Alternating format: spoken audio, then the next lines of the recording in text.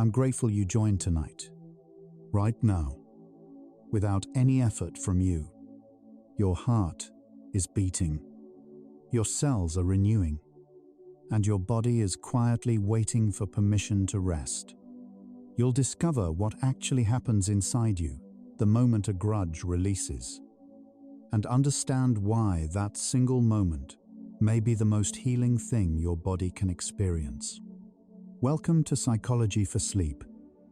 Now settle in, wherever you've made your resting place tonight, perhaps feeling the familiar weight of something you've been carrying, perhaps not quite sure why sleep feels just out of reach. We'll journey through 100 psychology facts about releasing and letting go. From the first moment a held tension softens in the chest, to what the body does with the space that opens, to the sleep that quietly follows. This quiet exploration of the releasing mind builds a sanctuary for every heart still learning to put things down. Your gentle presence here, a like, a subscribe, a shared moment with someone who needs rest, creates a pathway for more weary souls to find this peaceful space. One sleepy soul at a time. Allow your body to settle now, fully and completely. Notice the places where you've been holding, the jaw, the shoulders, the quiet tension behind the eyes, and simply notice, without needing to change anything yet. Let your breathing find its own rhythm. You've arrived somewhere safe. Whatever you've been carrying today can rest beside you while you sleep. Close your eyes and breathe deeply. You're resting in the quiet space between holding on and letting go. Let your body soften into what it already knows. And now we begin. Something measurable happens in the body the moment a long-held tension releases. Researchers studying physiological responses during guided emotional release exercises observed it in real time, using biometric sensors within seconds of genuine release. Skin conductance drops, muscle tension decreases, and breathing deepens spontaneously. Participants consistently described the same physical sensation: a loosening in the chest, a heaviness lifting from the shoulders, before they had even consciously processed what had happened emotionally. The body registered the release first. This sequence, body before mind, tells us something important. Letting go is not primarily a thought. It is a physical event, as measurable as a change in weather, as real as a drop in barometric pressure before rain. The human nervous system operates on a fundamental principle that sleep researchers call threat salience weighting. Simply stated, the brain gives disproportionate attention and memory resources to experiences it has tagged as socially or emotionally threatening. A study examining memory consolidation during sleep found that interpersonal conflicts, arguments, betrayals, perceived injustices, were encoded more deeply and recalled more vividly than neutral events of similar duration. This is not a malfunction. It is the nervous system doing exactly what it evolved to do. Remember what hurt you so it can protect you next time. The problem arises when the threat has passed, but the tagging system has not been updated. The alarm keeps ringing in an empty room. There is a region of the brain called the bed nucleus of the stria terminalis, far less famous than the amygdala, but perhaps more relevant to what happens during sleep when you're carrying a grievance. While the amygdala fires in response to immediate, identifiable threats, the bed nucleus sustains a lower, broader state of apprehension, the kind associated with uncertainty, unresolved conflict, and the anticipation of something bad that hasn't happened yet but feels possible. Sleep researchers have identified this sustained apprehension as a quieter contributor to sleep onset difficulty, one that works not through dramatic alarm, but through the steady, low hum of unfinished vigilance. You cannot pinpoint exactly what's keeping you awake, but the body is scanning, quietly, for something it hasn't finished processing yet. Research tracking inflammatory biomarkers in people undergoing emotional release interventions has found something that surprised many investigators: reductions in C-reactive protein, a marker of systemic inflammation, can appear early in the intervention period, often correlating with participants' self-reported moments of first genuine release rather than with the conclusion of the formal program. The body did not wait for the process to conclude. It began responding the moment the held tension shifted. Inflammation is the immune system's alarm response. When the alarm is no longer needed, the body begins dismantling it with a kind of biological efficiency. Not because it was told to, but because the signal to maintain it had simply stopped arriving. Sleep architecture. The pattern of how you cycle through sleep stages across a night is exquisitely sensitive to the body's baseline threat level.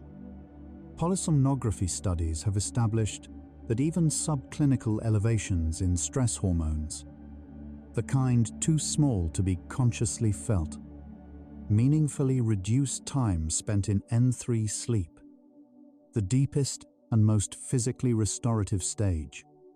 N3 is when the pituitary gland releases the majority of its nightly growth hormone pulse. When this stage is shortened or fragmented, tissue repair slows, immune consolidation weakens, and the following day's emotional reactivity increases. The architecture of a night's sleep is, in many ways, a blueprint of what the nervous system has been asked to carry. Your body temperature follows a precise rhythm across the 24-hour day, a rhythm governed by the suprachiasmatic nucleus, a cluster of roughly 20,000 neurons in the hypothalamus that functions as the body's master clock. Core temperature must drop by approximately 1 to 1.5 degrees Fahrenheit in the early evening hours to permit the brain to enter sleep. This cooling is not passive. It requires active dilation of blood vessels in the hands, feet, and face, radiating heat outward. Research has found that individuals with elevated sympathetic nervous system tone, the physiological signature of held resentment, show reduced peripheral vasodilation in the pre-sleep window, meaning their bodies cannot shed heat efficiently. Sleep arrives late, if at all. The locus coeruleus is a small, densely packed cluster of neurons in the brainstem, whose sole neurotransmitter is norepinephrine, the brain's primary alertness chemical. During waking hours, the locus coeruleus fires steadily, keeping sensory processing sharp and attention available. During the transition to sleep, it must quiet almost completely for the brain to descend into deeper stages. What researchers studying chronic interpersonal stress have consistently found is that the locus coeruleus remains more active than normal during sleep attempts in individuals carrying unresolved emotional tension. Its output resembling the patterns of light wakefulness rather than genuine rest. The structure responsible for alertness was not receiving sufficient signal that monitoring could end. Something in the neural environment continued to indicate that the situation remained open. There is a concept in chronobiology called social Zeitgeber theory. The idea that social rhythms function as biological timekeepers, synchronizing the body's internal clocks much as light does. Regular, predictable, safe social interactions anchor the circadian system. Disrupted, hostile, or unresolved social relationships destabilize it. Researchers studying sleep in populations with high rates of interpersonal conflict have found measurably delayed circadian phase. The body's sleep-wake rhythm shifted later, making early sleep difficult regardless of fatigue. Releasing held tension towards significant people in one's life. These studies suggest may create conditions for the body's clock to gradually resynchronize with the social and light environment around it, not as a dramatic reset, but as a quiet return, like a pendulum finding its natural arc again. The anterior insula is a region of the brain that processes interoception, the felt sense of the body's internal state. It registers hunger, thirst, physical pain, and also emotional pain with the same kind of direct, embodied knowing. Research using functional MRI has found that interpersonal wounds, experiences of rejection, betrayal, or injustice, activate the anterior insula in patterns overlapping substantially with physical pain signals. This is why we use physical language to describe emotional hurt: a wound, a sting, a weight on the chest. These are not metaphors. They are accurate descriptions of what the insula is actually processing.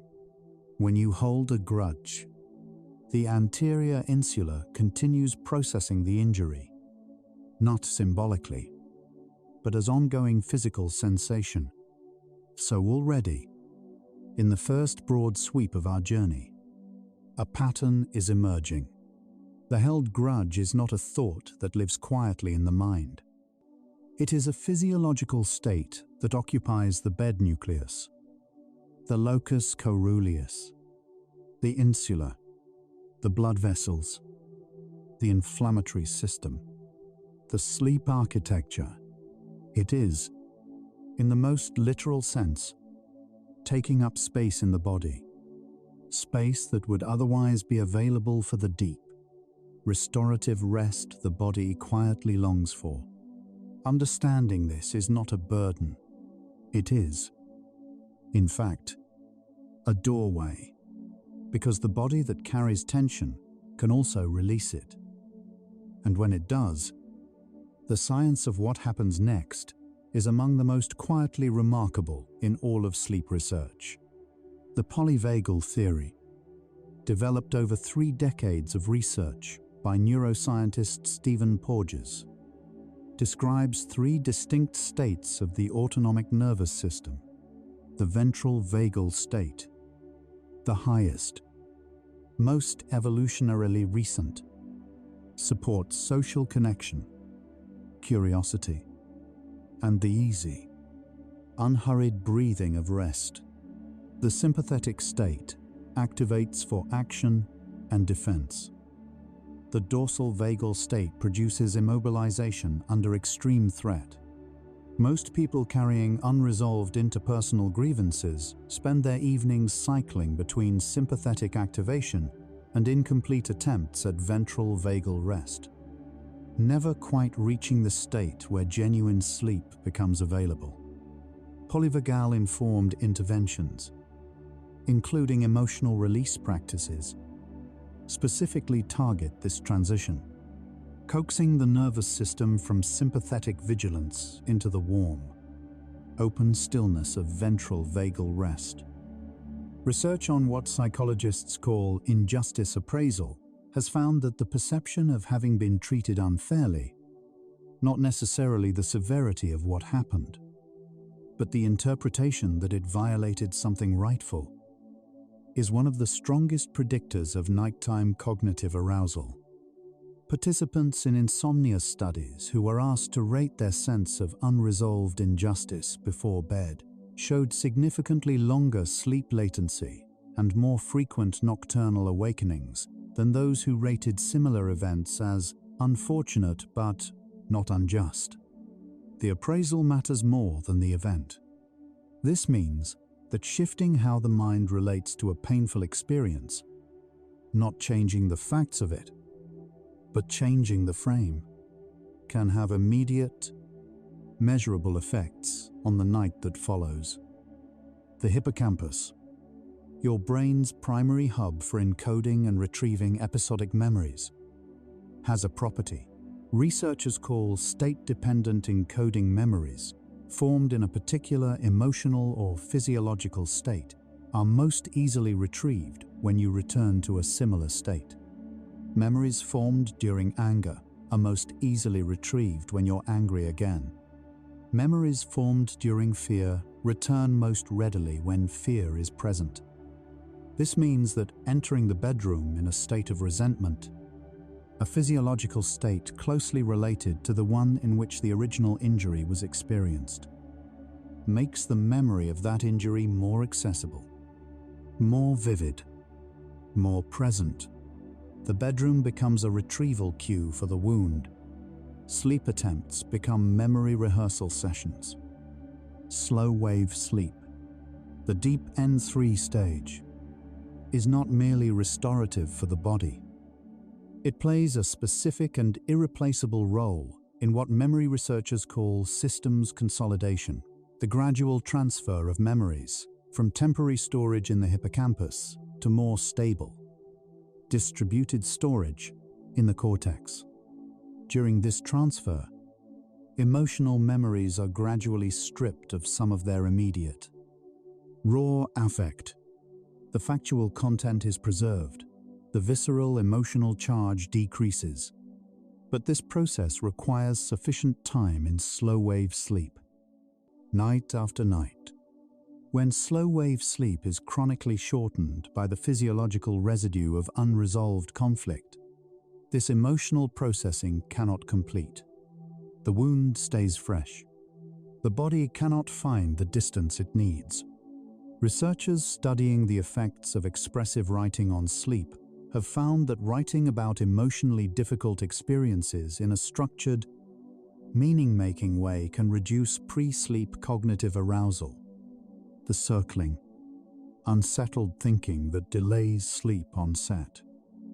The key variable, according to follow-up studies, is not the expression of negative emotion itself, but the degree to which the writing shows evidence of cognitive processing. Attempts to understand, contextualize, or find meaning in what happened. Pure venting does not produce the effect. Meaning-making does. This suggests that the path from wound to rest runs not through suppression or through emotional flooding, but through the middle, honest acknowledgement held lightly within a larger understanding. Heart rate variability is a window into the nervous system that sleep researchers have come to regard as one of their most reliable instruments. A heart with high variability, subtle, moment-to-moment changes in the interval between beats, is a heart under parasympathetic influence, flexible, responsive, at ease. A heart with low variability beats with a more rigid regularity, the signature of sustained sympathetic tone, a body still in readiness mode. Wearable device studies tracking thousands of individuals across months have now confirmed what smaller laboratory studies suggested. HRV begins increasing measurably in the days following significant emotional release events reported by participants, including experiences of forgiving a close relationship partner or resolving a long-standing conflict. The prefrontal cortex, the large, forward-curving region of the brain that makes us capable of abstract reasoning, future planning, and conscious emotional regulation, is among the most energetically expensive structures in the brain. It runs on glucose, requires oxygen, and burns through its reserves quickly under sustained cognitive and emotional load, carrying a complex interpersonal grievance. With its associated rumination, its mental rehearsal of events, its ongoing appraisal of injustice, is among the most cognitively demanding activities the prefrontal cortex engages in. By the time evening arrives, these resources are often significantly reduced. The capacity to regulate the amygdala, to quiet ruminative thought, to allow the mind to release the day. All of this is compromised by a long day of emotional carrying. Researchers studying the neurobiology of empathy have identified a mechanism relevant to grudge holding that is rarely discussed in popular accounts of forgiveness. When we hold another person in a state of sustained contempt or resentment, the brain's mentalizing network, the system responsible for modeling other people's inner lives, tends to deactivate in relation to that person. We stop imagining them as a full human being with their own fears, limitations, and imperfect history. They become, neurologically speaking, an object of threat rather than a person. This deactivation reinforces the resentment by removing the one cognitive process most capable of softening it, the simple act of imagining what it is like to be them.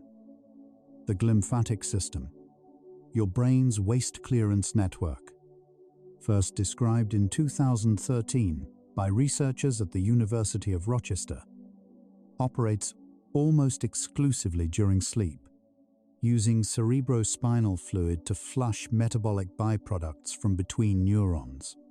Among the substances cleared by this nightly rinse is beta amyloid, a protein that accumulates in the spaces between brain cells and is associated at high concentrations with neurodegenerative processes.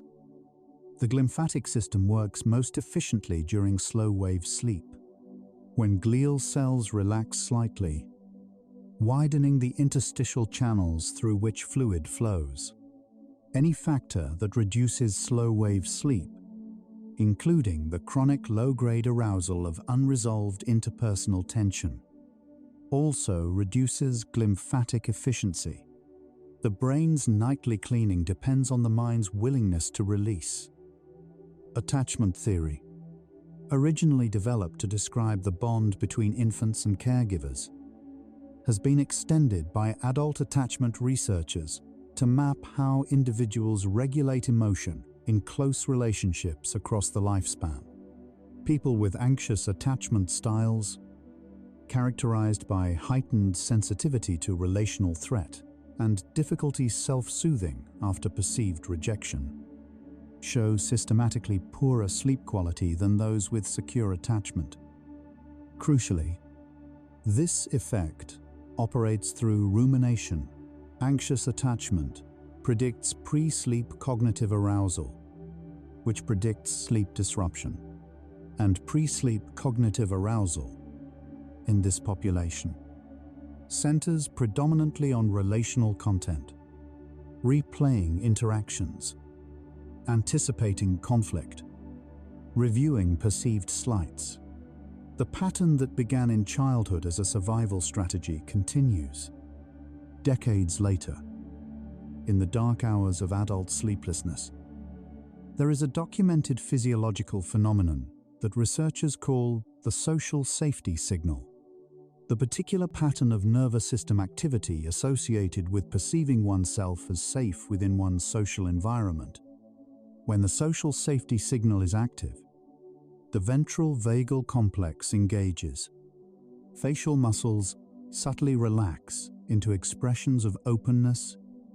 The middle ear tunes to frequencies of human speech, and breathing deepens. This state is incompatible with threat vigilance. It is, physiologically, the state most conducive to sleep onset. Research has found that acts of releasing resentment, even privately, internally, without any contact with the person, can activate the social safety signal. As the nervous system updates its assessment of the relational environment from threatening to neutral or safe, The science of sleep timing. Why sleep becomes available at certain hours and not others. Involves a two-process model developed by sleep researcher Alexander Borbely. Process S is the homeostatic sleep drive. It accumulates the longer you are awake, building pressure for rest. Process C is the circadian signal the body clock's timed readiness for sleep, shaped by light, temperature, and social rhythms. Both processes must align for sleep to arrive naturally and deeply. Chronic stress, including the stress of maintained grievance, disrupts process C by delaying circadian phase and disrupts process S by fragmenting sleep on preceding nights, resetting the homeostatic drive before it reaches sufficient pressure. Letting go removes interference from both processes simultaneously. Researchers studying the psychology of rumination have identified a distinction with important sleep implications: the difference between analytical rumination and abstract rumination. Analytical rumination. Focused, specific attempts to understand and solve a problem. Activates the prefrontal cortex in ways that can eventually lead to resolution. Abstract rumination. Cycling through generalized thoughts like, "Why does this always happen to me?" or "Nothing will ever change." Activates the default mode network in patterns associated with depression and chronic insomnia. Most nighttime grudge-related thinking falls into the abstract category. The mind is not actually trying to solve the problem. It is rehearsing the feeling of the problem, keeping the emotional wound warm and present, ensuring it will be available when needed. Neuropeptide Y is a signaling molecule found throughout the central and peripheral nervous system that researchers have identified as one of the body's natural buffers against stress-induced sleep disruption. It is released in response to social safety, physical comfort, and the experience of being in a state of genuine ease. It modulates the activity of the locus coeruleus, the alertness center discussed earlier, helping quiet its norepinephrine output and allowing the transition to sleep to proceed. Studies in populations experiencing chronic stress have found lower neuropeptide Y levels at night compared to resting baseline populations, suggesting that one of the body's natural sleep-enabling molecules becomes depleted precisely when it is most needed. At this first threshold in our journey, 25 facts into our exploration of what actually happens when a held tension releases. The picture that has emerged is one of extraordinary biological complexity. A grudge does not live in the mind as an idea.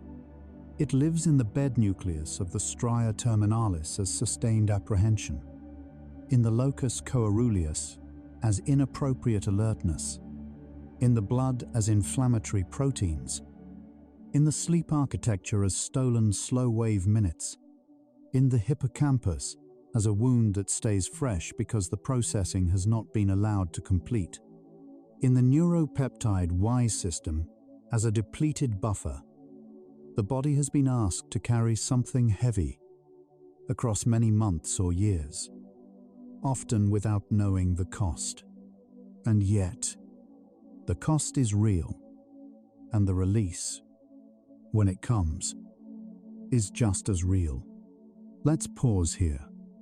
In this quiet between facts, bring your awareness to the body now, not to examine it, not to fix anything, just to notice. Notice the weight of your limbs against the surface beneath you, the small, steady rise and fall of your chest, the temperature of the air moving in through your nose, slightly cooler than the air moving out. Your body is doing so much, quietly, without asking anything of you, right now, without your effort, somewhere in your chest, a valve opens and closes. Blood moves through vessels thinner than a strand of hair. You have never had to ask your body to do any of this. It knows how to release on its own, if given the chance. Now, we continue. The study of physiological forgiveness. What happens in measurable biological terms when someone genuinely releases a long-held grievance has emerged as a distinct subfield of psychophysiology over the past decade. One of its foundational observations is this: the release of a held grudge is not a gradual, linear process. It tends to happen in discrete steps, with relatively stable plateaus interrupted by moments of genuine shift.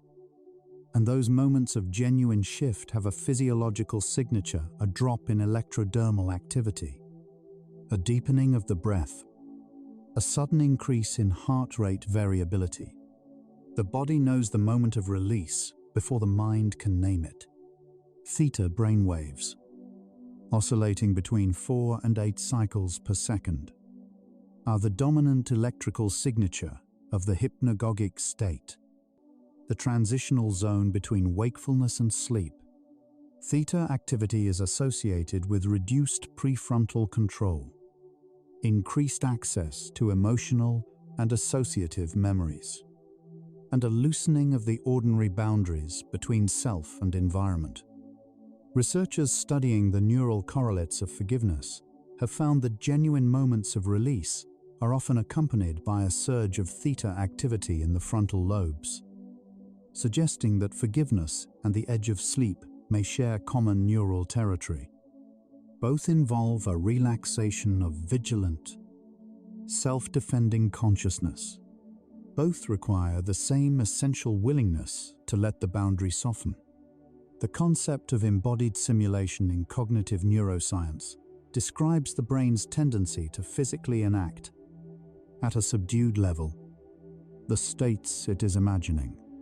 When you recall an angry confrontation in detail, the muscles involved in anger, the jaw, the brow, the shoulders, subtly tighten. The voice box prepares for argument. The cardiovascular system inches toward its conflict-ready state.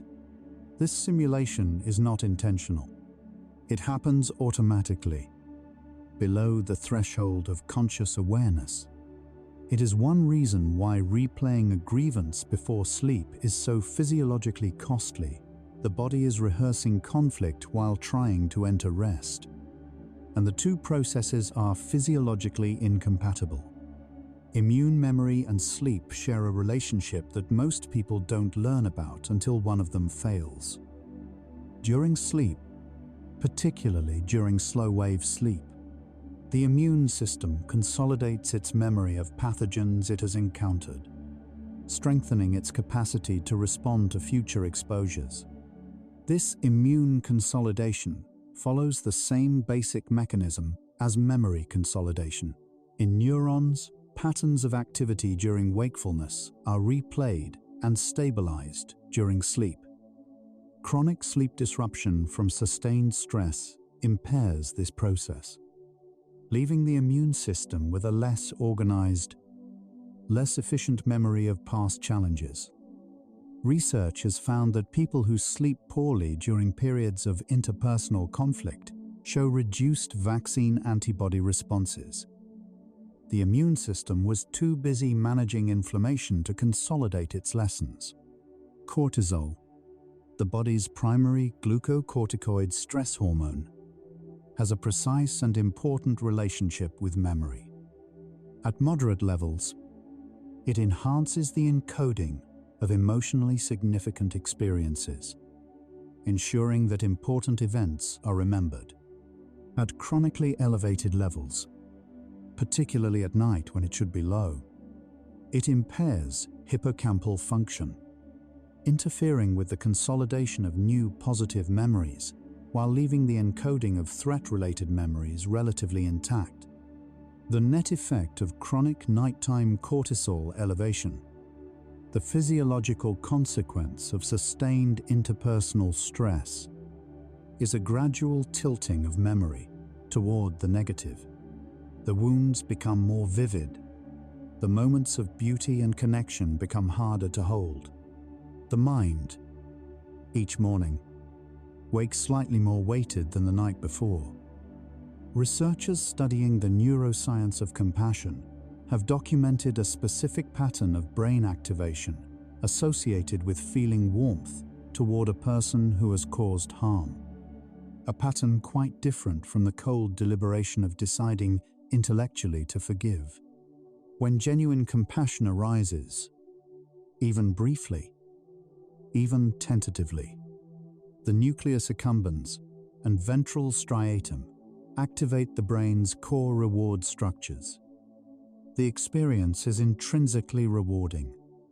In the most literal neurochemical sense, the brain is not simply recording a decision. It is generating a felt reward for the act of opening.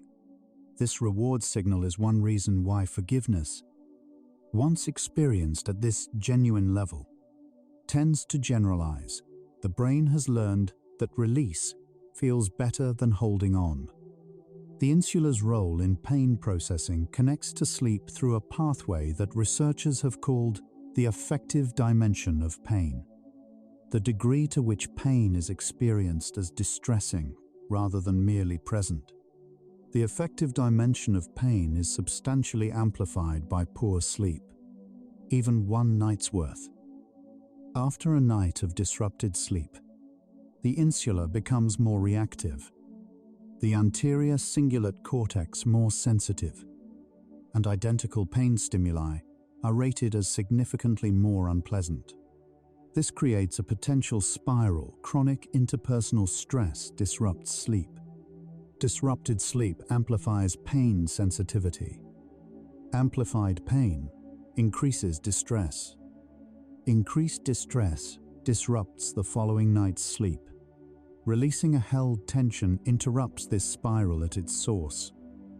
The term allostatic load refers to the cumulative cost to the body of repeated cycles of stress, arousal, and incomplete recovery. The wear that accumulates when the organism is called to mobilize its defenses more often than it can fully rest and repair. Researchers measuring allostatic load biomarkers, which include cortisol profiles, blood pressure, inflammatory markers, and waist-hip ratio, among others, have found consistently higher allostatic load scores in individuals reporting high levels of unresolved interpersonal conflict. The body accumulates the debt of unmade peace over years. In its tissues, its inflammatory systems, its sleep architecture, the debt is real, and it can be paid down, gradually, as the held tensions are one by one released. Oxytocin, synthesized in the hypothalamus and released by the posterior pituitary, is best known for its role in social bonding and trust. Less widely discussed is its role in sleep. Oxytocin receptors are distributed throughout the regions of the brain that govern arousal and sleep-wake transitions, including the amygdala, the bed nucleus of the stria terminalis, and the brainstem sleep-promoting nuclei. Research has found that oxytocin reduces amygdala reactivity, decreases the firing rate of the locus coeruleus, and promotes the transition to slow-wave sleep. It is, in a meaningful sense, a biological peacemaker, a molecule that signals safety, connection, and the permission to rest. Acts of releasing resentment. Research suggests increase endogenous oxytocin levels through pathways associated with the social safety signal. The field of interpersonal neurobiology, developed largely through the work of Daniel Siegel and colleagues, proposes that the nervous system is inherently relational. that its regulation is fundamentally dependent on co-regulation with other nervous systems. From this perspective, unresolved interpersonal wounds are not simply personal burdens. They are dysregulated relational circuits, loops of activation that have been left open, neither resolved nor fully encoded as past. Sleep, from an interpersonal neurobiology perspective, requires not just physical safety, but relational coherence, the sense that one's social world is settled enough to be left unmonitored through the unconscious hours. Releasing a grudge is, in this framework, literally closing an open circuit. The system can finally complete pro-social behavior, acts of generosity, connection, and care extended toward others, has been documented to improve sleep quality through pathways distinct from simple relaxation. A series of studies examining volunteers who performed acts of kindness found improved sleep quality in the weeks following the volunteering period, with the strongest effects in individuals who reported having extended kindness to someone they had previously been in conflict with.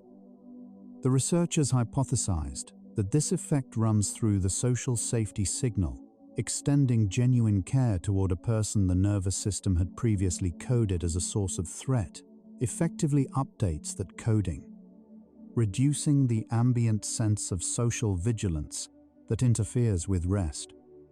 The default mode network, the brain's intrinsic activity network, most active during mind-wandering and self-referential thought, shows a characteristic pattern in individuals with chronic insomnia, elevated connectivity during sleep attempts between the medial prefrontal cortex and the hippocampus, particularly in relation to emotionally negative autobiographical memories.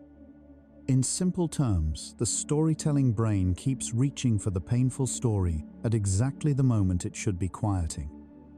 Research examining this pattern found it was most pronounced in individuals with unresolved interpersonal conflicts.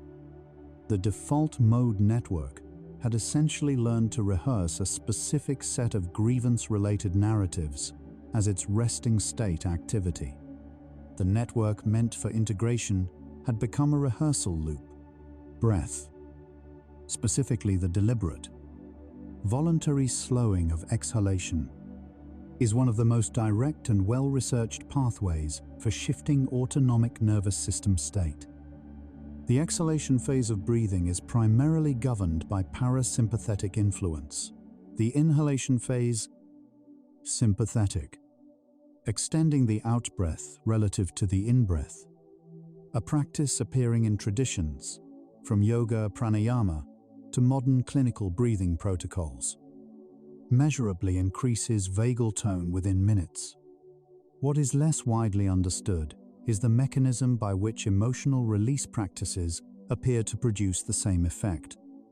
When a genuine moment of letting go occurs, the breath typically deepens and lengthens spontaneously, not as a technique, but as a biological consequence of the parasympathetic shift that accompanies the release. The amygdala does not evaluate the logical merit of a threat assessment. It responds to pattern match. Does this current input resemble something from the past that was dangerous?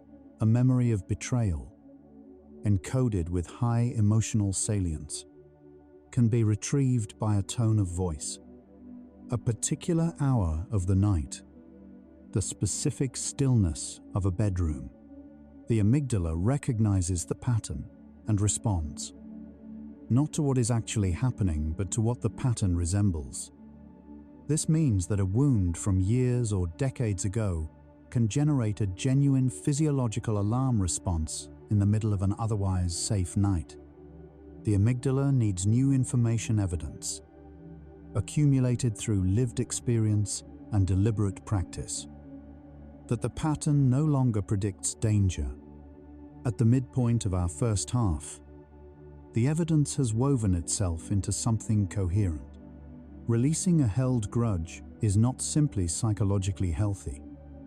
It is physiologically necessary for the particular quality of deep, restorative sleep that allows the body to do its most essential repair work.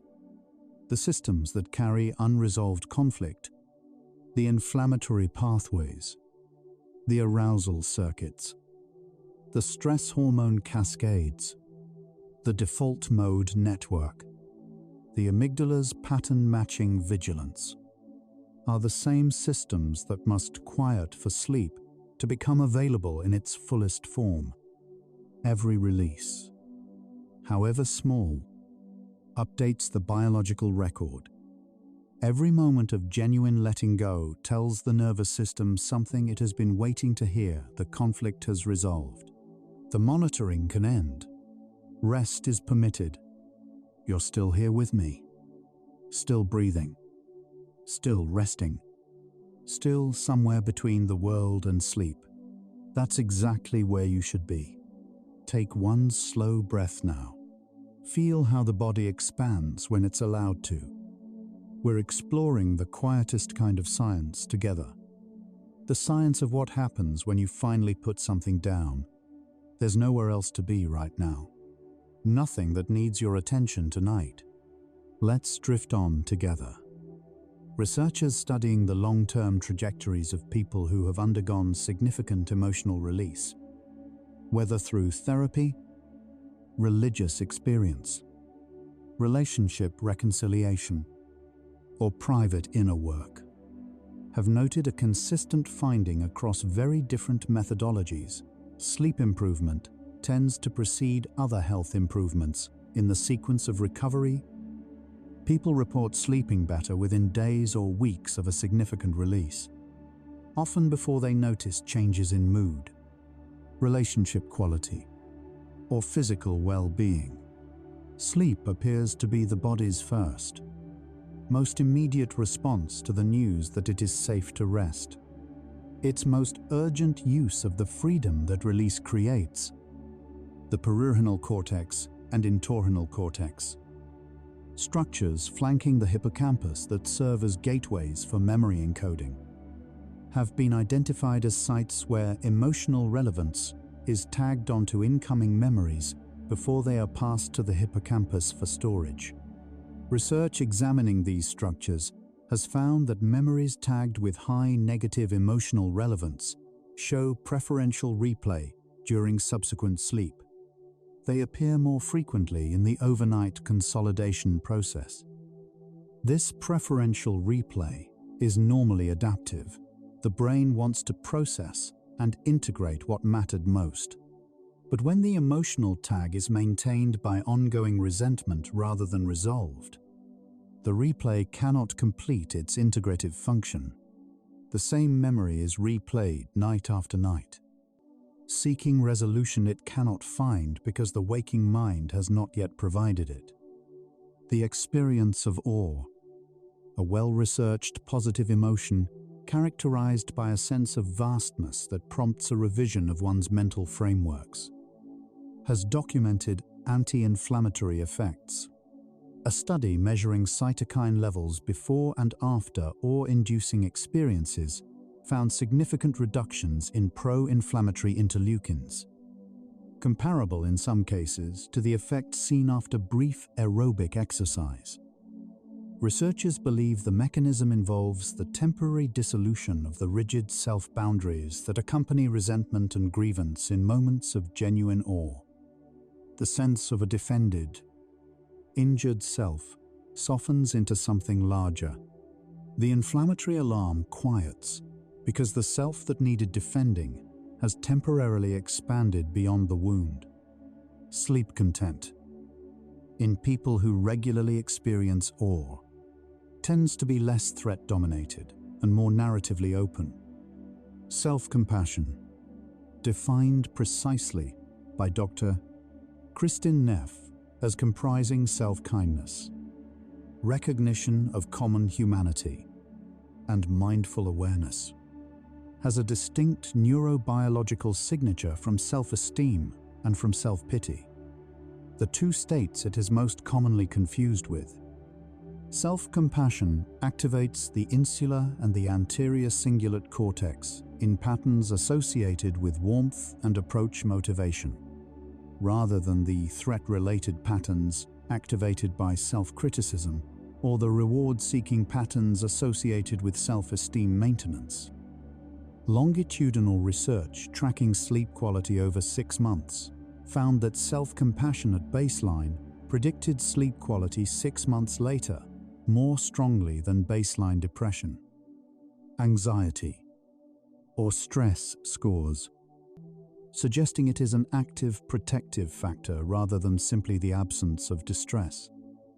The pineal gland, a small, pinecone-shaped structure sitting at the center of the brain, synthesizes and releases melatonin in response to decreasing light, coordinated by signals from the suprachiasmatic nucleus.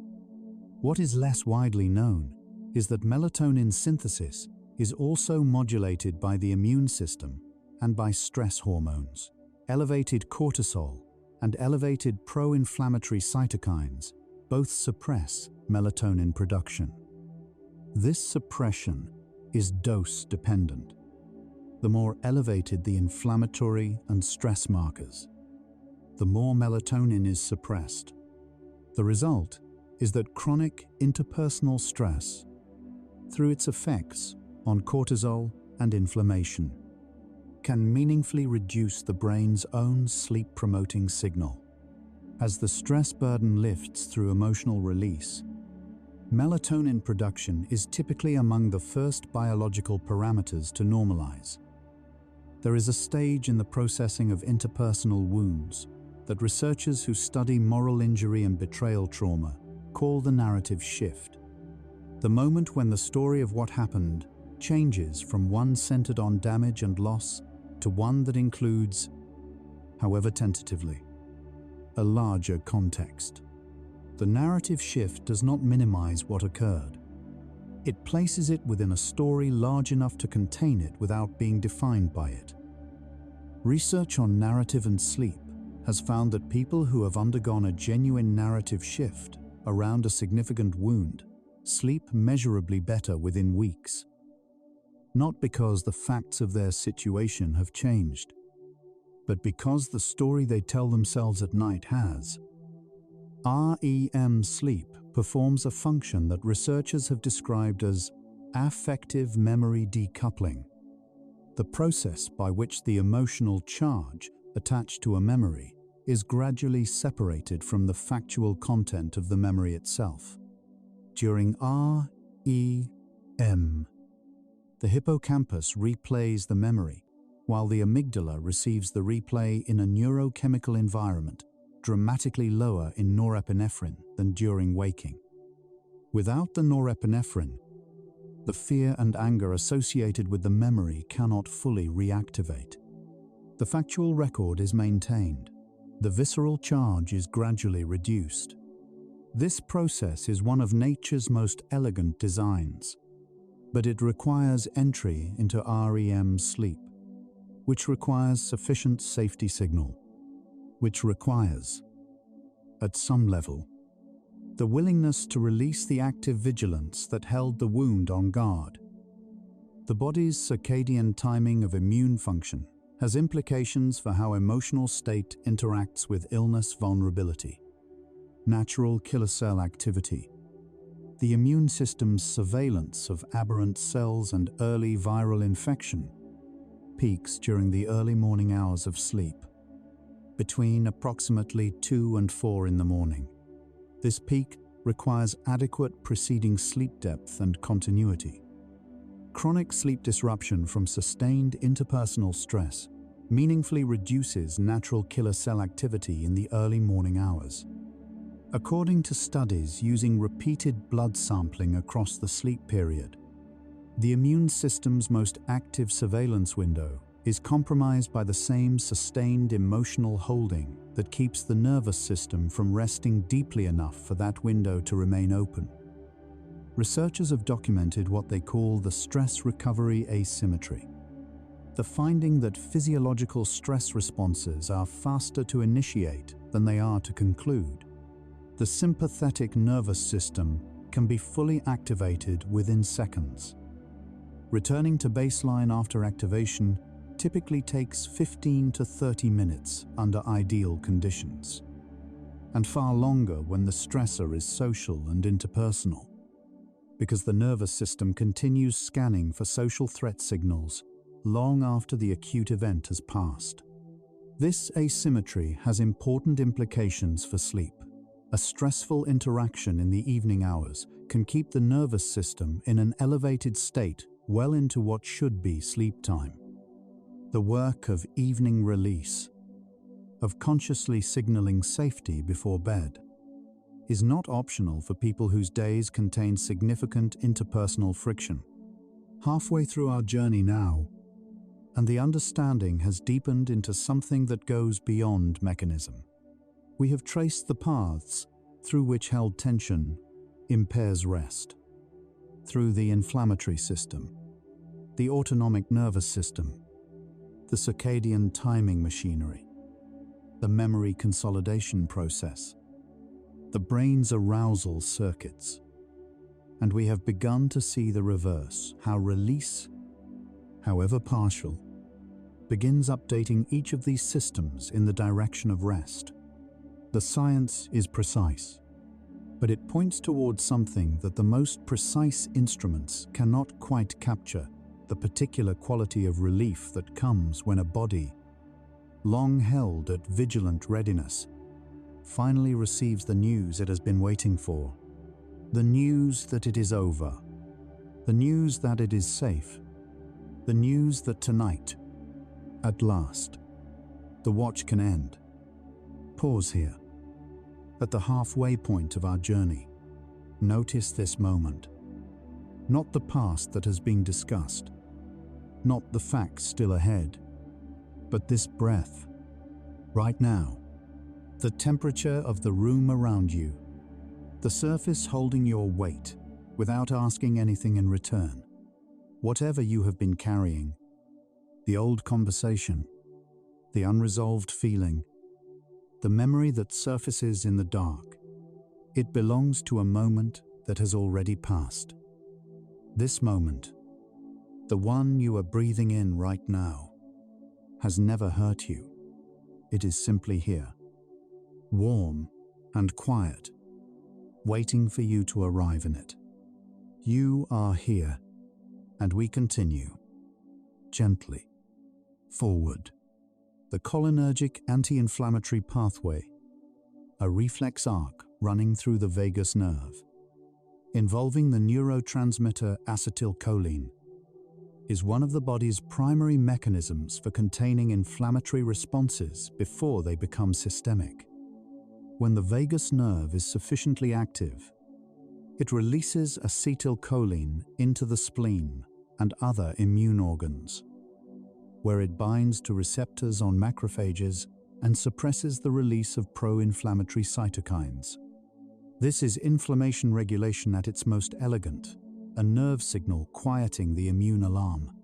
Research confirms that sustained emotional stress reduces vagal tone, weakening this anti-inflammatory reflex. The body, when finally allowed to release and rest, restores vagal tone, and with it, this quiet, ongoing biological peacekeeping. Adenosine is a chemical that accumulates in the brain during waking hours and creates the feeling researchers call sleep pressure, the mounting biological need for rest. Caffeine works by blocking adenosine receptors, temporarily masking this pressure. Sleep clears adenosine, resetting the system. Research has found that chronic stress does not meaningfully reduce adenosine accumulation. The pressure continues to build, but it does interfere with adenosine's signaling effectiveness, particularly in the prefrontal cortex. The pressure is present, but the sleep it should summon doesn't arrive as easily. Emotional release. By reducing the competing activation signals that override adenosine's invitation to rest, allows the accumulated sleep pressure to finally be answered. Gray matter density in the prefrontal cortex, measurable through structural MRI, decreases with chronic stress and increases with regular practices that reduce stress and promote emotional regulation. The prefrontal cortex is one of the few brain regions in adults that continues to show meaningful structural change in response to behavioral practice.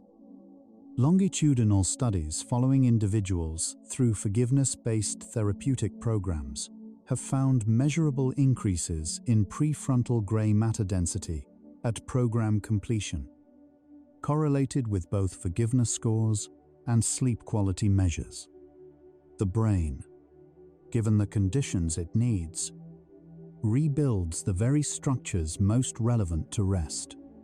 Telomeres, the protective sequences of DNA at the ends of chromosomes, shorten with each cell division and are also shortened by oxidative stress and chronic inflammation. Telomere length is considered a biomarker of biological aging. Shorter telomeres are associated with earlier onset of age-related disease. Research tracking telomere length in individuals with high versus low interpersonal conflict scores over 5-year periods found significantly faster telomere shortening in the high conflict group.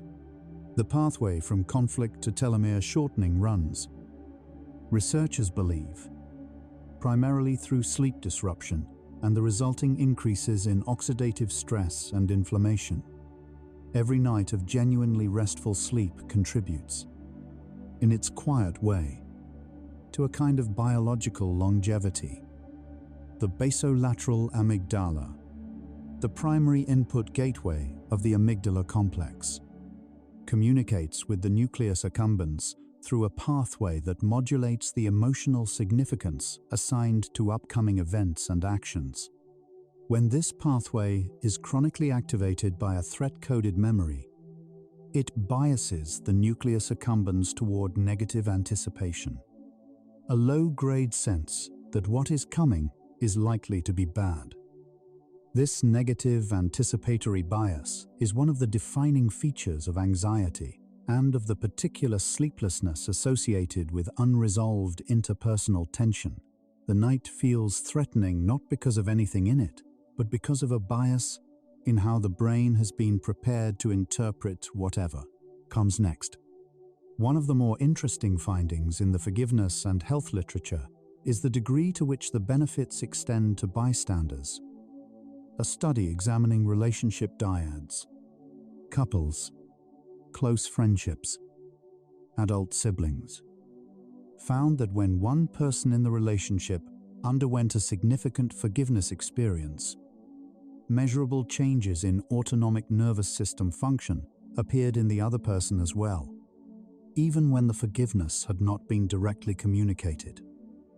Researchers hypothesize that relational co-regulation, the continuous, largely non-verbal attunement between nervous systems in close relationships, transmits the calmer baseline of the forgiving partner to the other through subtle shifts in tone, facial expression, and behavioral availability.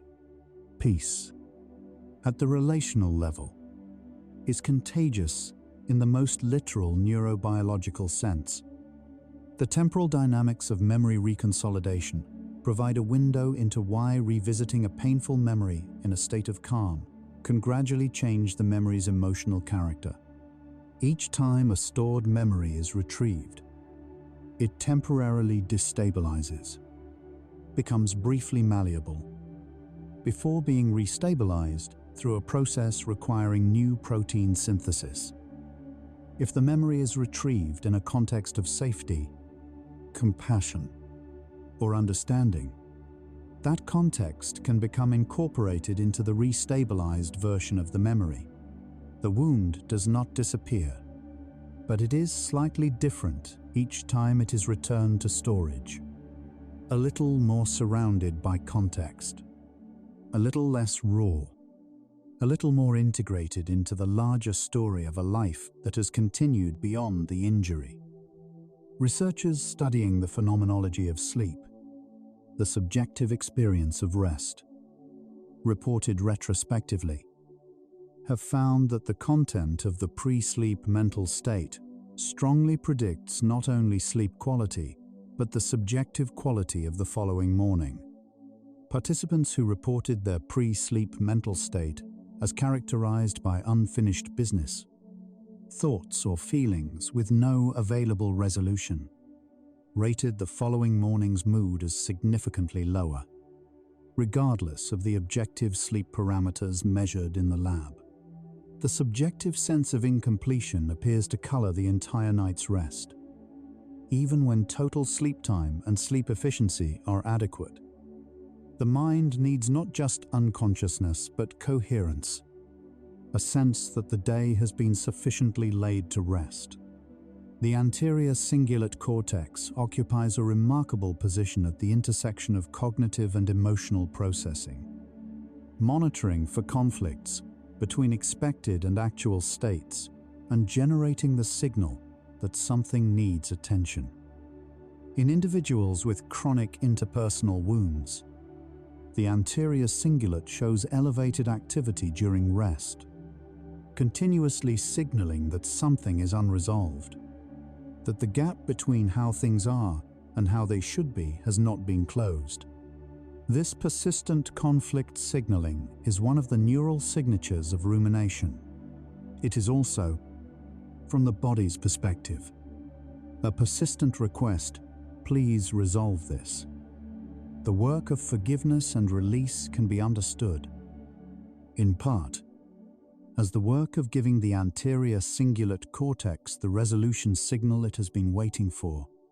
Sleep spindles, bursts of coordinated neural oscillation, occurring approximately 12 to 15 times per second during stage 2 sleep, have been found to serve a specific function in emotional memory processing. Research published in 2024 found that sleep spindle density on the night following an emotionally difficult day predicted the degree to which the emotional intensity of the events had diminished by the following morning. More spindles meant more emotional regulation across the night. Individuals with higher baseline levels of interpersonal stress showed reduced spindle density, even on relatively neutral nights, suggesting that the emotional processing machinery of sleep was chronically less effective, and that the accumulated residue of unresolved conflict was one factor in its suppression. Carrying a grievance through a full day asks something significant of the mind's self-regulatory capacity. There is the suppression of impulses, the restraint of what you might otherwise say or do. There is the management of the emotional activation that surfaces when the wound is touched. There is the monitoring of the social environment for further threat. And there is the maintenance of the injury's narrative against the quieter pull of simply letting it go. Each of these demands draws from the same cognitive resources that the mind needs at the day's end to release itself into rest. By evening, these resources are often reduced, and often most reduced in the very person who most needs them to settle down. Cultures across history have developed ritual structures for marking the end of conflict. Ceremonies of reconciliation, communal meals, symbolic gestures of release. Anthropologists and evolutionary psychologists who have studied these rituals propose that they serve a neurobiological function, providing the nervous system with the kind of clear, bounded social signal that the amygdala requires to update its threat assessment. Without such signals, the nervous system often cannot be certain that a conflict has truly ended. The ritual provides certainty. In the absence of external ritual, private practices, writing a release letter, making a symbolic gesture, engaging in a structured forgiveness meditation, appear to provide a degree of the same neurobiological closure that cultural rituals historically offered. The relationship between forgiveness and physical pain tolerance has been examined in experimental paradigms using controlled pain stimuli. Participants in higher states of felt forgiveness, measured just before the test, tolerated significantly longer cold pressor exposure, reported lower peak pain intensity, and showed smaller increases in blood pressure during the pain stimulus than those in lower forgiveness states. Researchers attribute this to the overlapping neural substrates of social and physical pain, and the degree to which the activation of social safety signals, which forgiveness appears to generate, provides a form of endogenous analgesia. The body at peace is a body more able to bear difficulty, including its own. Neuroimaging research examining the neural correlates of gratitude, a state that shares several mechanisms with the later stages of genuine forgiveness, has found consistent activation in the medial prefrontal cortex and anterior cingulate cortex, alongside deactivation in the amygdala. These patterns are associated with what researchers call a broadened attentional set, a widening of the focus from the specific wound or loss to a larger context that includes it without being dominated by it. This broadening is associated with improved sleep across multiple studies. Likely through its effects on the default mode network, the storytelling brain shifts from a narrow, wound-centered narrative to one spacious enough to include the wound alongside much else. The science has now answered the central question with clarity from multiple directions. What happens to the body when it finally lets go? The bed nucleus of the stria terminalis quiets. The locus coeruleus reduces its norepinephrine output. The amygdala updates its threat assessment. The anterior cingulate cortex receives the resolution signal it has been requesting. The inflammatory cytokines begin their retreat. The vagus nerve increases its influence. Oxytocin rises. The suprachiasmatic nucleus can synchronize the circadian rhythm without competing stress signals. Cortisol falls on schedule. Melatonin rises in the falling light. And into the space that all of this creates. Warm, quiet, biological space. Sleep arrives, not as a goal that must be achieved, but as a natural consequence of a body that has, at last, been allowed to put something down. The science of post-traumatic growth, documented systematically by researchers Richard Tedeschi and Lawrence Calhoun, has identified forgiveness as one of the most consistent predictors of meaningful positive change following severe adversity. Post-traumatic growth is not the absence of pain. It is the presence of something new that grew in the soil of the pain. Alongside it, people who undergo genuine forgiveness experiences, particularly of significant betrayals, frequently report, over time, a deepened appreciation for life, stronger relational connections, and a greater sense of personal resilience. Their sleep, longitudinal studies show, reflects this transformation deeper, more stable, less interrupted by the intrusive processing of unresolved material. The body's repair processes during sleep are not distributed evenly across the night. The majority of growth hormone release, which drives cellular repair throughout the body, occurs in the first sleep cycle. During the first extended episode of N3 slow wave sleep, typically within the first 90 minutes of sleep onset. If sleep onset is delayed by a dysregulated nervous system, or if the first deep sleep episode is fragmented, this growth hormone pulse is diminished or missed entirely. It cannot be fully recovered later in the night. The body's most productive repair window is the earliest one. and it is the one most vulnerable to the activation that held resentment sustains. Research on the neurochemistry of social pain, the term researchers use for the distress caused by rejection, exclusion, betrayal, and injustice, has found that the opioid system is centrally involved. The same endogenous opioid pathways that modulate physical pain also modulate the felt intensity of social wounds. And just as physical pain resolves partly through opioid-mediated habituation, social pain can also diminish through the gradual release of opioid-encoded distress. Genuine forgiveness experiences have been associated with transient increases in endogenous opioid activity, measurable as decreased pain sensitivity and increased feelings of warmth and ease.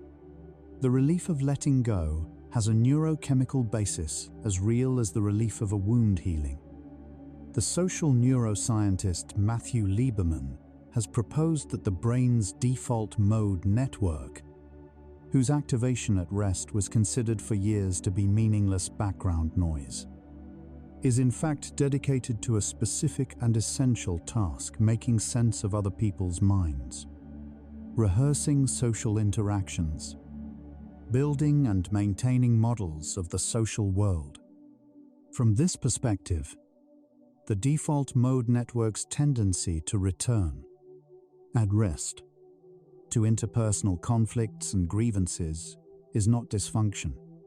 It is the network doing exactly what it evolved to do, trying to resolve the social problem. The intervention that releases a held wound is, in this framework, not silencing the network, but giving it the resolution it has been seeking, allowing it to finally conclude its social processing and shift into the quieter activity of genuine rest. The experience of writing a letter to someone who has hurt you, with no intention of sending it, has been studied as a sleep intervention in clinical populations. Participants who wrote detailed, emotionally honest, unsent letters addressing a significant grudge reported reduced pre-sleep cognitive arousal in the following weeks compared to control writing tasks. Researchers identified two active mechanisms. The first was emotional processing through narrative structure, which engages the prefrontal cortex in meaning-making rather than raw rumination. The second was the act of completion. The letter had an ending, which provided the anterior cingulate cortex with the resolution signal that unstructured rumination never can. The science of compassion fatigue. The depletion of empathic resources experienced by caregivers, emergency workers, and therapists who absorb others' distress over sustained periods, has an interesting inverse. Individuals in caring professions who practice self-compassion and interpersonal forgiveness show measurably lower rates of burnout and significantly better sleep quality than those who do not. Self-compassion appears to function as a renewable resource that replenishes what empathic engagement depletes. In sleep terms, the person who can receive their own distress with warmth, rather than fighting it or collapsing into it, carries less physiological residue into the night, and the night can do its work more completely. The immune system's relationship to sleep involves a bidirectional signaling architecture that researchers are still mapping in detail. Pro-inflammatory cytokines, particularly interleukin-1 beta and tumor necrosis factor alpha, are not only products of immune activation, they also function as sleep regulatory molecules, promoting slow-wave sleep at moderate concentrations. This is one reason illness makes you sleepy. The immune system generates the chemicals it needs to fight infection. And those chemicals also promote the deep sleep the immune system needs to conduct its work efficiently. Chronic low-grade inflammation from sustained interpersonal stress, however, produces these cytokines at concentrations that disrupt rather than promote sleep. an excess that tips the system from self-healing into self-disruption. The concept of emotional granularity, the ability to make fine-grained distinctions between emotional states rather than experiencing everything as simply good or bad, has been identified as a resilience factor with direct implications for sleep. Individuals with higher emotional granularity are better able to identify precisely what they are feeling, which in turn allows for more targeted and effective emotional regulation. Research has found that people with higher emotional granularity show lower nighttime physiological arousal and better sleep continuity. Crucially, practices that develop emotional granularity, including reflective journaling, therapy, and structured forgiveness work, appear to improve sleep. Partly through this mechanism, the mind can name what it is carrying, and what can be named can be set down with greater precision. There is a period in late childhood and early adolescence when the brain undergoes a second major wave of synaptic pruning, eliminating neural connections that are not being used and strengthening those that are. The patterns of emotional processing and relational regulation that are practiced during this period become, through repeated use and pruning, the default patterns of adulthood. For people who grew up in environments where interpersonal conflict remained unresolved, sustained vigilance was the adaptive response, and release was not modeled. The neural architecture of vigilance was selectively preserved. This is not destiny. Neuroplasticity persists into adulthood, but it means that the work of learning to release, for some people, is the work of building new pathways in a landscape shaped by decades of the old ones. At this point in our journey, 3/4 of the way through our 100 facts, the answer to the question we began with has been given, thoroughly and from many directions. What happens to the body when it finally lets go? It begins, immediately and measurably, to prepare for the kind of rest it has not been able to fully achieve. The inflammatory alarm diminishes. The arousal circuits quiet. The circadian rhythm finds its timing. The memory consolidation process gains the deep, slow-wave access it needs to do its integrative work. And the body, in the space opened by release, begins doing what it was always designed to do in the quiet dark, renewing itself, cell by cell. In the healing hours of genuine sleep, you might be feeling the weight of your limbs now, the heaviness that comes as the body begins to trust the night. That heaviness is not tiredness. It is your body receiving permission. Permission to stop scanning, permission to stop preparing, permission to release the readiness it has maintained, faithfully, for a long time. Breathe out slowly now, and in the breath that follows, notice that nothing needed to be defended in the moment just past, and nothing will need to be defended in the moment just ahead. In between these moments, here, exactly here, there is only the simplest thing: rest. We're almost there. When the body genuinely releases, the exhalation changes first. It becomes longer than the inhalation, the physiological signature of parasympathetic dominance. Researchers measuring this shift in forgiveness studies note it appears before participants report feeling any different emotionally. The lungs know before the mind does. And in that longer out-breath, if you can feel it now in your own body, there is the most ancient and reliable signal of safety available to a living creature. The breath going out all the way, without rushing to return. Slow-wave sleep produces a distinctive pattern of electrical activity that researchers can measure from outside the skull. Large, synchronized oscillations moving across the cortex in waves.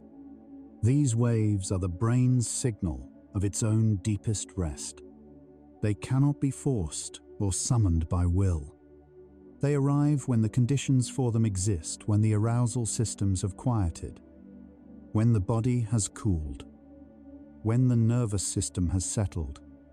They are, in a real sense, the brain's own evidence of peace. A peace that must be felt from the inside before it can be measured from the outside. The glymphatic network we explored earlier is most open during sleep when glial cells relax, widening the interstitial channels between neurons. This gentle expansion is regulated by norepinephrine as locus coeruleus activity decreases and norepinephrine falls. Those channels open wider. Cerebrospinal fluid flows more freely, and the nightly cleaning of the brain proceeds more completely. The brain's own cleansing depends on the quieting of its alarm systems, and the quieting of alarm systems depends, in its own quiet way, on having released whatever has been keeping them ringing. The heart, during deep sleep, beats with a particular slowness and regularity that cardiologists call nocturnal dipping. Blood pressure drops. The heart rate reaches its lowest point of the 24-hour cycle. The cardiac muscle, which has contracted and relaxed over 100,000 times during the day, finally works at minimal load. This is not merely rest, it is repair. The window when the heart muscle itself renews. Every night you bring the nervous system to genuine rest. This window opens fully. Every night you carry unresolved tension into sleep. It opens less completely, somewhere in the body. Right now, a cell is completing its lifespan and making way for a new one. This happens continuously, without your awareness, without your effort. Your body knows how to renew itself. It has always known. What it needs is not instruction, not effort, not vigilance. What it needs is the particular biological environment that deep, restorative sleep provides. A warmth, a stillness, a chemical quietness in which the work of renewal can proceed uninterrupted. You cannot make this happen. You can only remove the obstacles to it. And the oldest, most persistent obstacle is the one you have been gently releasing all evening. Researchers studying long-term emotional recovery, people tracked for years after significant interpersonal injuries, have noted that the most resilient individuals share a common characteristic that is not optimism, not social support, not intelligence. It is what the researchers describe as narrative flexibility, the capacity to hold multiple, sometimes contradictory stories about what happened and what it means, without needing to collapse them into a single, fixed, defended account. Narrative flexibility allows the wound to be real, and the person who inflicted it to be complicated, and the self that survived it to be more than the wound. This flexibility is the beginning of the release. The body's relationship to time during sleep is different from its relationship to time during wakefulness. In deep sleep, the sense of duration collapses. Hours can pass in what feels like an instant. This temporal dissolution is associated with decreased activity in the default mode network. The brain stops running its habitual narrative of past and future and simply exists in the present moment of physiological process. There is something in this that resembles, very closely, what people describe in the moments of genuine emotional release, a loss of temporal orientation, a sense of the past becoming past rather than present, a quiet arrival in the now. Each breath you draw tonight contains molecules that have cycled through the atmosphere for millions of years. They have been exhaled by other sleeping bodies, absorbed by forest canopies, dissolved into ocean surfaces, carried by high-altitude winds across continents. The air that enters your lungs right now has been held, at some point, by every atmosphere this planet has ever had. There is something quietly profound in this, even in breathing, even in the most private act of rest. You are connected to something unimaginably larger than any wound that has ever been done to you. As deep sleep approaches, the brain's electrical landscape shifts from the high-frequency, low-amplitude waves of wakefulness to the slow, wide oscillations of genuine rest.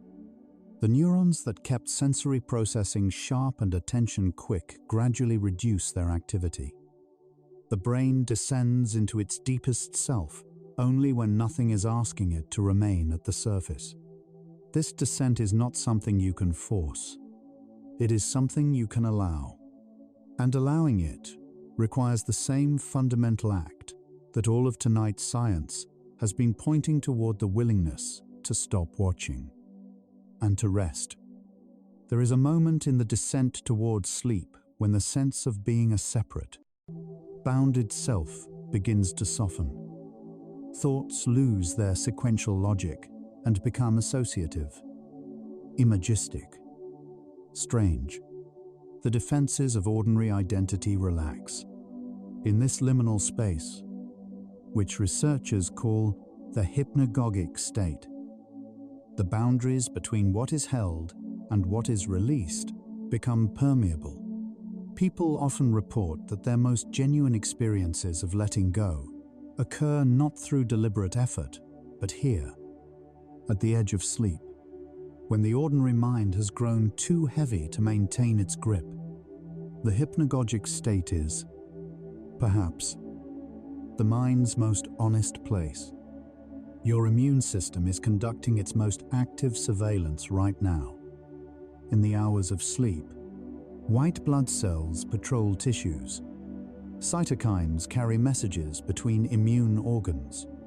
Memory B cells consolidate their record of pathogens encountered.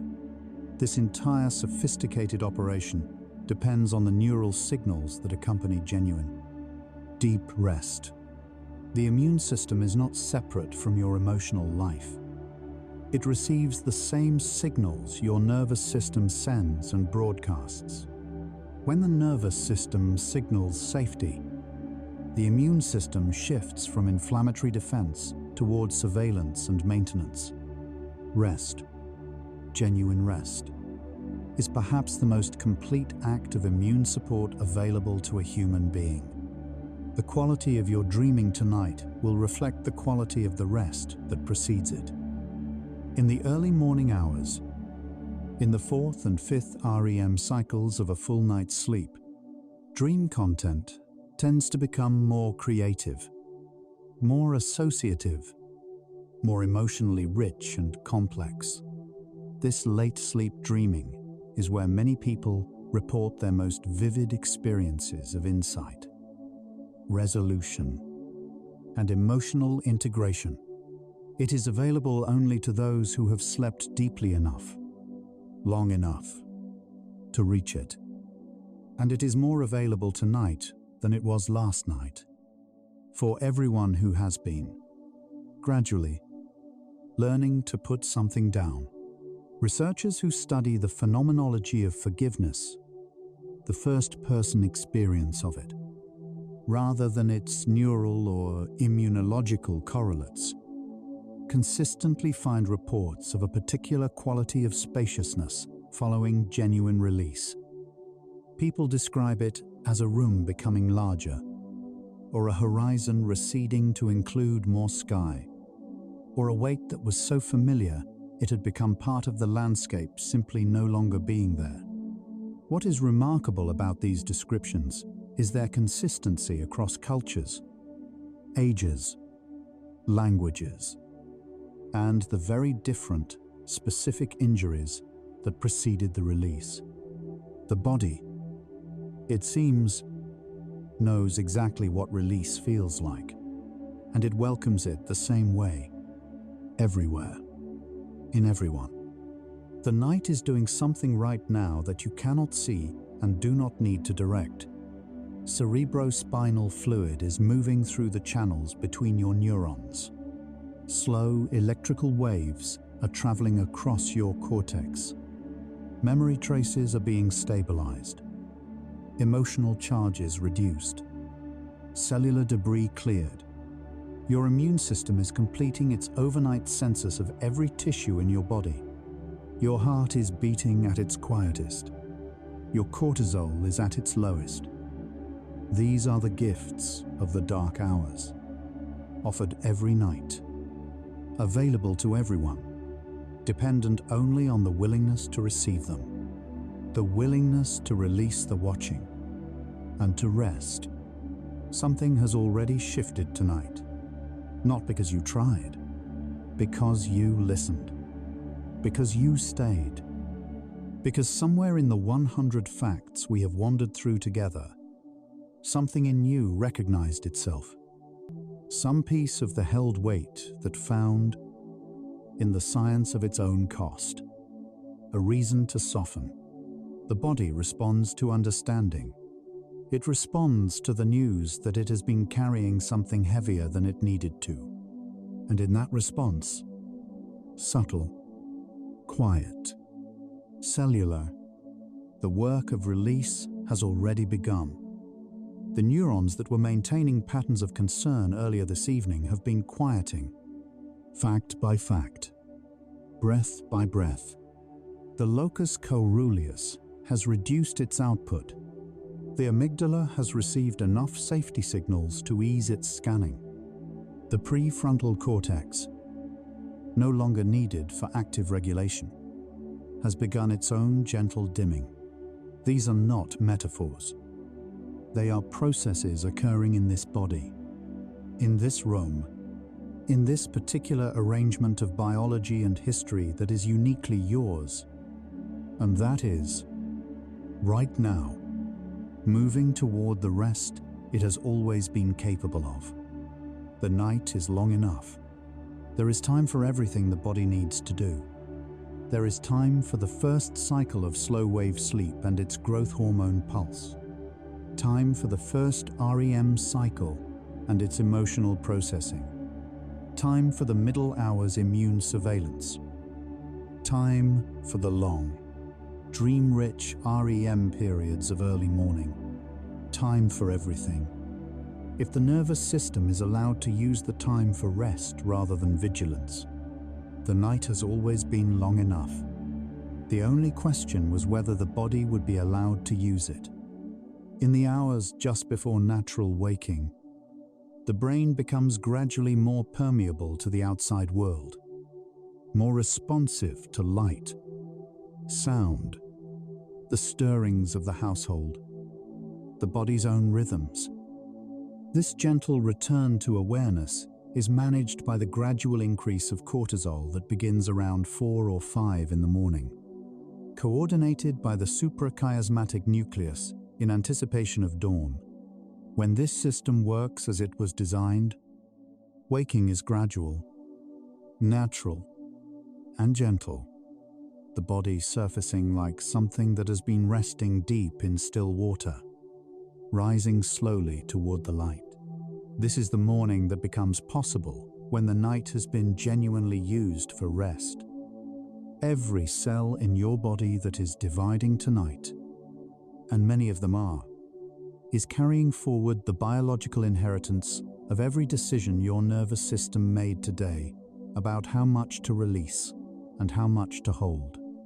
The hormonal and inflammatory environment in which cells divide affects the accuracy of DNA replication and the epigenetic marks placed on the new cells. Chronic stress increases replication errors. Genuine rest reduces them. The choices made in the evening, to carry the weight or to put it down, to rehearse the wound or to release it, extend into the cells of tomorrow. Sleep is a form of trust. It is the organism's agreement that for the next several hours, the external world can be left unmonitored. The body's defenses can be reduced, and the night can be given over to the quiet, essential work of renewal. It requires the same fundamental act as every form of release, the willingness to stop defending, for long enough that healing can occur. You have been practicing this trust every night of your life. Some nights, the practice has been difficult. Some nights, something has made it feel unsafe to let go completely. But the practice itself, the ancient biological wisdom of surrender to the dark, has never left you. It is here, available, right now, waiting as it always has. The science of what happens when you finally let go, which is what we have been exploring together across these 100 facts, is, at its heart, the science of return.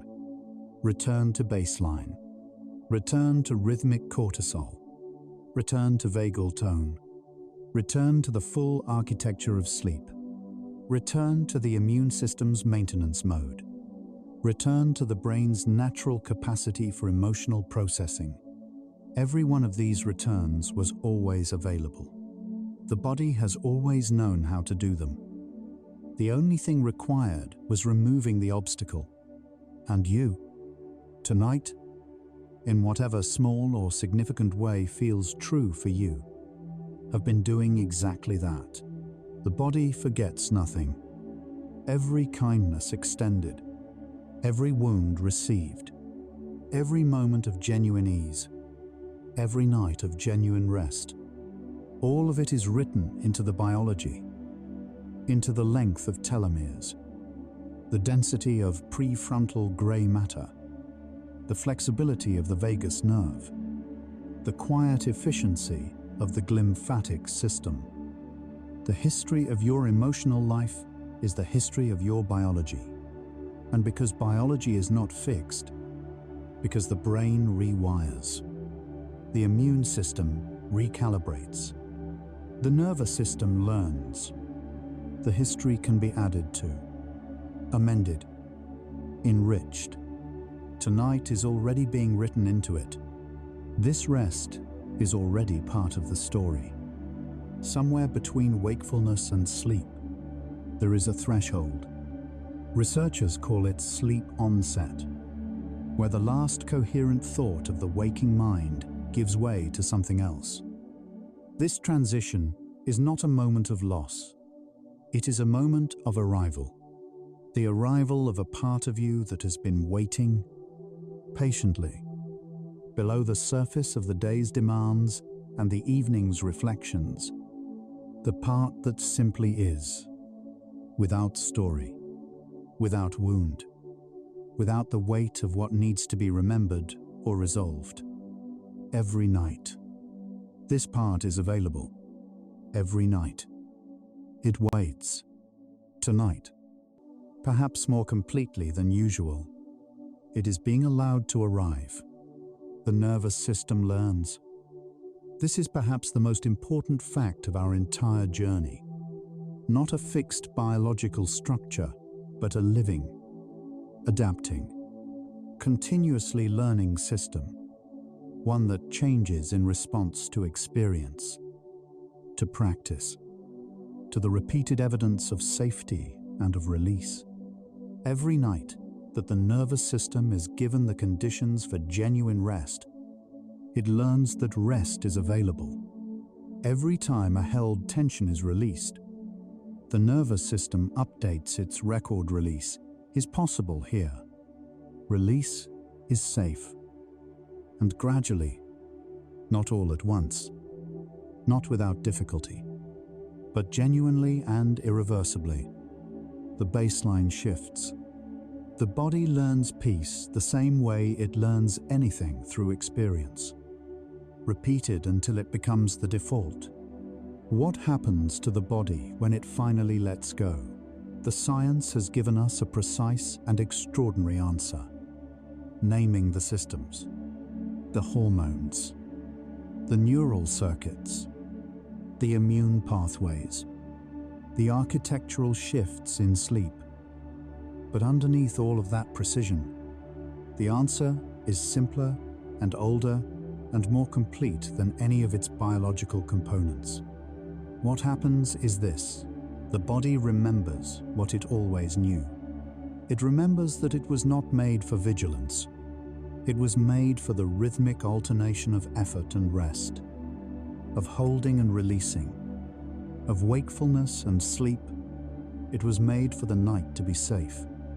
And when the body remembers this, when the conditions finally allow it to remember, it rests deeply, completely, the way it has always been capable of resting, the way it is capable of resting right now, tonight. And so, our quiet journey through the science of release comes to a gentle close.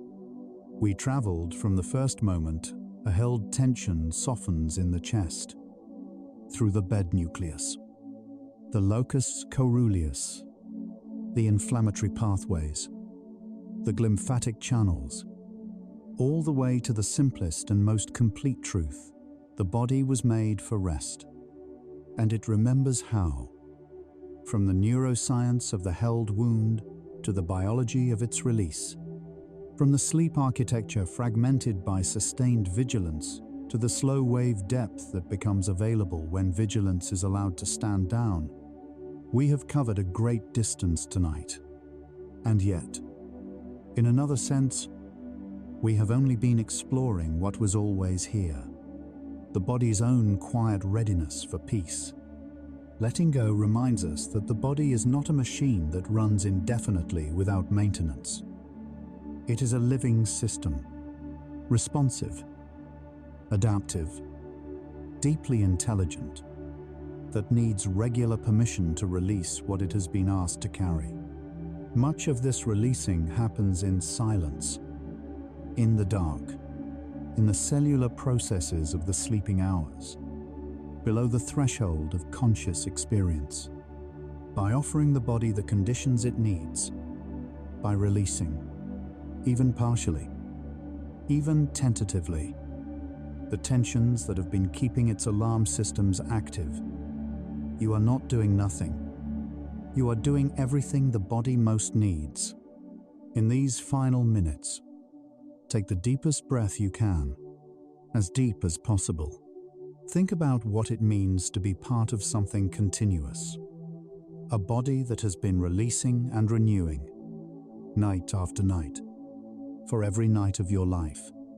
Every cell that has grown and been replaced, every wound that has, in time, becomes scar and then memory and then, perhaps, simply part of the story. Think about everyone who has ever lain awake in the dark, carrying something heavy, and found their way, eventually, to sleep. You are not the first. You are not alone.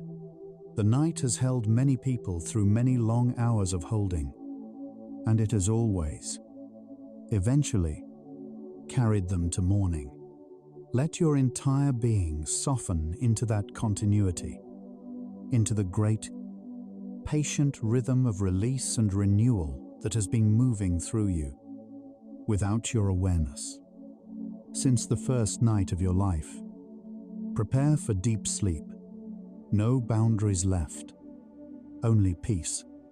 If this gentle exploration of the releasing body helped you feel lighter tonight, or brought you a little closer to the rest you've been looking for, a quiet like or subscribe helps other tired minds find their way here too. It only takes a moment, and it means more than you might expect, one sleepy soul at a time. But there is no need to do anything now, nothing at all.